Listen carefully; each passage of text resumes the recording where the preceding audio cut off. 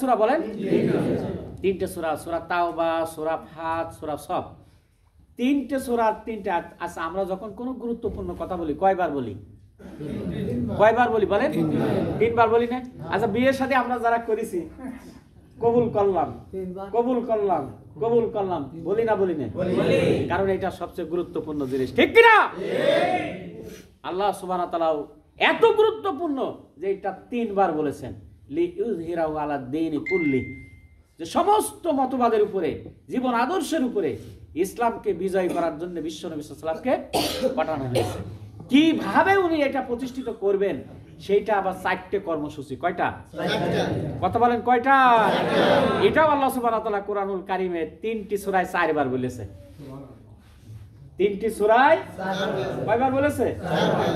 একবার বলেছে সূরা বাকারা 129 নম্বর আয়াত, আবার 153 নম্বর কি 51 নম্বর আয়াত হবে। তারপরে সূরা আল ইমরানের 164 নম্বর আয়াত, তারপরে সূরা জুমার 2 নম্বর আয়াত। আমি সূরা জুমার 2 নম্বর আয়াতটা পড়ি। হ্যাঁ, আল্লাহ সুবহানাহু ওয়া তাআলা বলেন, হুয়াল্লাযী বাআসা ফিল উম্মিয়িনা রাসূলাম মিনহুম ইয়াতলু আলাইহিম আয়াতিহি ওয়া ইউযাক্কিহিম ওয়া ইউআল্লিমুহুল কিতাবা ওয়াল হিকমা ওয়া ইউআল্লিমুকুম মা লাম তাকুনু তা'লামুন। আল্লাহু আকবার। কয়টা সূরা? 3টে সূরার 4টে আয়াত। 3টে সূরার 4টে আয়াত। আর দিনকে বিজয় করতে হবে, এটা 3টে সূরার 3টে আয়াতে। নবীর দায়িত্ব, নবীর কর্তব্য, নবীকে প্রেরণের উদ্দেশ্য এবং কিভাবে করবেন 4টে সূরার 3টে সূরার 4টে আয়াতে আল্লাহ বলেছেন। নাম্বার 1, ইয়াতলু আলাইহিম, তাদের কাছে কোরআন তেলাওয়াত করে শোনাবে মানুষের কাছে। ইয়াতলু আলাইহিম ওয়া ইউআল্লিমুহুমুল কিতাবা ওয়াল হিকমা, কিতাব এবং হিকমা শিক্ষা দিতে হবে। কিতাব এবং হিকমা শিক্ষা দিতে হবে। নাম্বার 4, ওয়া ইউযাক্কিহিম, তাদেরকে পরিশুদ্ধ করবেন। কথা বুঝতে পেরেছেন? এই 4টি কাজ রাসূলুল্লাহ সাল্লাল্লাহু আলাইহি ওয়াসাল্লাম করেছিলেন। জামাত ইসলামীর কর্মসূচি 4 দফা। কয় দফা? কথা বলেন কয় দফা? ব্যক্তির সংশোধন, পরিবারের সংশোধন, সমাজের সংশোধন, রাষ্ট্রের সংশোধন এবং প্রথম দফা হচ্ছে দাওয়াত ও তাবলীগ। প্রথম দফা কি? জামাতের কর্মসূচি প্রথম দফা কি? দ্বিতীয় দফা কি? দ্বিতীয় দফা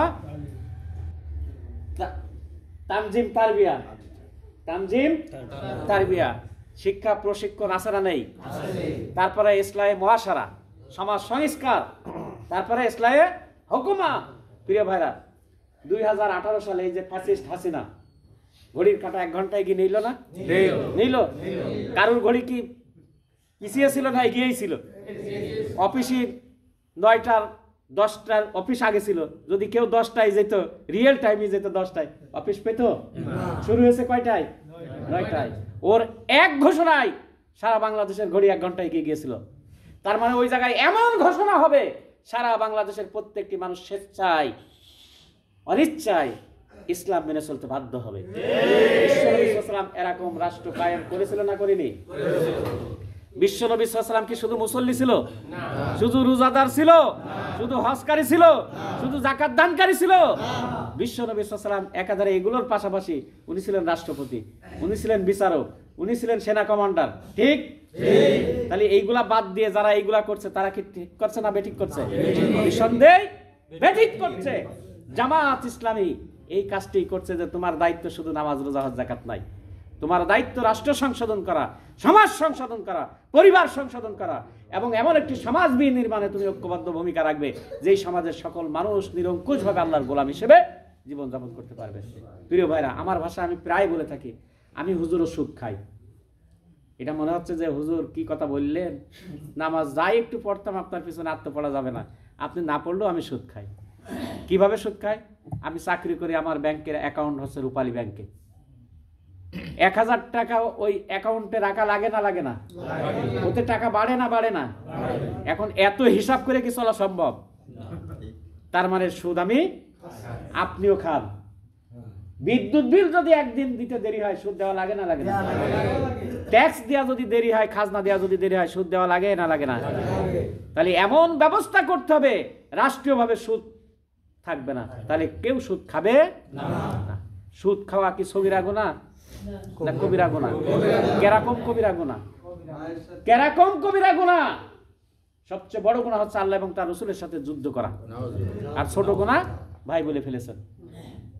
এই গুনাহ নিয়ে মরতে চান? তাহলে নিঃসন্দেহে আমাদেরকে কি করতে হবে? আল্লাহর দ্বীন প্রতিষ্ঠার জন্য চেষ্টা করতে হবে, ঠিক কিনা? রাজি আছো তো ইনশাআল্লাহ? এই জন্য আমাদেরকে দাওয়াতি কাজ করতে হবে, ঠিক কিনা? প্রিয় ভাইরা, 2 নম্বর হচ্ছে আমলে চলে। ওই যে 4টে গুণ, 2 নম্বর কি? আমলে চলে। আমলে চলে বলতে আমরা নামাজ, রোজা, হজ, যাকাত, তাসবিহ, তাহলিল, জিকির, আজকার, কোরআন তেলাওয়াত এগুলা বুঝি না? এগুলা বুঝি তো? কিন্তু সূরা বাকারার 177 নম্বর আয়াত। কত নম্বর আয়াত? সবাই কথা বলেন, কোন সূরা? আপনি কথা বললেন না যে কোন সূরা? কত নম্বর আয়াত? আজকে বাড়ি যে দেখবেন আল্লাহ বলছেন ইন্নাল্লাযীনা আমানু আমিলুস সলিহাতি ওয়া আকামুস সালাতা ওয়া আতুজ যাকাতা লাহুম আজরুহুম ইনদা রাব্বিহিম ওয়ালা খাউফুন আলাইহিম ওয়ালা হুম ইয়াহজানুন। এখানে আল্লাহ সুবহানাহু ওয়া তাআলা বলছেন নিশ্চয় যারা ঈমান এনেছে, আমলে সলে করেছে, আর যারা নামাজ কায়েম করেছে এবং যাকাত দিয়েছে। তাহলে আমলে সলেকে নামাজ আর যাকাতের সাথে আলাদা করা হয়েছে না? তার মানে না আমলে চলে শুধুমাত্র নামাজ রোজা যে নয়, এই আয়াত দ্বারা তা বোঝা যায়। বলুন সুবহানাল্লাহ। কোরআনুল কারীমের অন্য আরেকটি আয়াত আমলে সলের সংজ্ঞা দিতে গিয়ে বলছেন ইয়া'মুরুনা বিল মারুফি ওয়া ইয়ানহাউনা আনিল মুনকার। সৎ লোক যারা, তাদের পরিচয় দিতে গিয়ে সূরা নিসার ভিতরে এই আয়াতটা আল্লাহ সুবহানাহু ওয়া তাআলা বলেছেন যে তারা সৎ কাজের আদেশ দেয়, অসৎ কাজের নিষেধ। সবচাইতে বড় সৎ কাজ হলো আল্লাহর গোলামি করা, অন্যের গোলামি পরিহার করা। সবচাইতে বড় নিষেধকৃত কাজ হচ্ছে আল্লাহর গোলামি করার পথে অন্তরায় হওয়া। কথা বুঝতে পেরেছেন? প্রিয় ভাইরা, আল্লাহর গোলামির পথে বাধা দেওয়ার মতো সবচাইতে বড় অন্যায় কাজ, এর চাইতে বড় অন্যায় কাজ আর কিছু হতে পারে না। কথা বুঝেছেন? তাহলে আমলে চলে এইটা। নাম্বার 3 ওয়াতাওয়াসাউ বিল হক। কি করা? মানুষকে হকের দাওয়াত দেওয়া। হক কোনটা? হক কোনটা? হকটা কোনটা সেটা আল্লাহ সুবহানাহু ওয়া তাআলা সূরা রাদের 1 নম্বর আয়াতে আল্লাহ সুবহানাহু ওয়া তাআলা বলেছেন। সেটা আল্লাহ সুবহানাহু ওয়া তাআলা বলেন আল্লাযী উনজিলা ইলাইকাল কিতাবা মির রাব্বিকা বিল হক। ও নবী, সত্য হচ্ছে তোমার রব তোমার উপরে যা নাজিল করেছে। বলুন সুবহানাল্লাহ। যে কিতাব নাজিল করেছে, তার মানে এই কোরআন হচ্ছে সত্য। এই কোরআন কি সত্য? এই কোরআন সত্য। এই কোরআনে কি কোনো মিথ্যা আছে? দুনিয়ার যত রাইটার আছে তারা যে বই লিখেছে, লেখার পরেই বলে দেয় আমার বইতে ভুল ত্রুটি থাকতে পারে, আপনারা সংশোধন করে দেবেন, পরবর্তী সংস্কারে এটা সংশোধন করা হবে। বলে না? বলে না? এই বইতে কি তাই বলা আছে? এই বইতে কি বলা আছে? যালিকাল কিতাব লা রাইবা ফীহি হুদাল লিল মুত্তাকিন। এটা এমন একটা কিতাব যেই কিতাবে কোনো সন্দেহ নেই, আর এটা কেবলমাত্র তাদেরকেই পথ দেখাবে যারা আল্লাহকে ভয় করে, যারা এই কোরআনকে মেনে চলে। বলুন সুবহানাল্লাহ। প্রিয় ভাইরা, আমরা মনে করি তাকওয়া যার এই যে জামাই যে বড় দাড়ি পাগড়ি একটা থাকলে আরো ভালো হতো, ঠিক? আল্লাহ বলছেন যে না, এইটা নাই। আল্লাহ সূরা জুমারে মুত্তাকিদের সংজ্ঞা দিয়েছে, সেইটা দেব না এইটা নেব? কোনটা দেব? কোনটা দেব? কথা বলেন না কেন? আল্লাহটা নেব, তাই তো? তারা কষ্ট পাচ্ছে? আল্লাহ সুবহানাহু ওয়া তাআলা বলছে আল্লাযী জা বিসসিদকি ওয়া সাদ্দাকা বিহি উলাইকা হুমুল মুত্তাকুন। এটা সূরা জুমার। যিনি এই কোরআন এনেছেন, কে এনেছেন? আল্লাহ। মুহাম্মদ সাল্লাল্লাহু আলাইহি ওয়াসাল্লাম। মুহাম্মদ সাল্লাল্লাহু আলাইহি ওয়াসাল্লামের উপরে নাযিল হয়েছে না? ওয়াল্লাযী সাদ্দাকা। আর এই কোরআনকে যারা প্র্যাকটিক্যালি মেনে চলেছে তারাই হচ্ছে মুত্তাকি। এটা কে বলছে? আল্লাহ। এই কোরআনে নামাজ, রোজা, হজ, যাকাত, তাসবিহ, তাহলিল, জিকির, আজকার এই ব্যাপারে 100 বা 200 আয়াত আছে। বাকি আয়াতগুলো মানতে হবে না? নাকি ওই 200-250 আয়াত মেনে গেলেই হবে? বাকি আয়াত মানতে হবে না? বাকি আয়াত মানার জন্য ইসলামী হুকুমত প্রতিষ্ঠা দরকার। আর এই কাজটি এত গুরুত্বপূর্ণ, বিশ্ব নবী সাল্লাল্লাহু আলাইহি ওয়াসাল্লামকে আল্লাহ নিজে শিখিয়ে দিয়েছেন সূরা বানী ইসরাঈলের 80 নম্বর আয়াত। কত নম্বর আয়াত? 80 নম্বর আয়াত।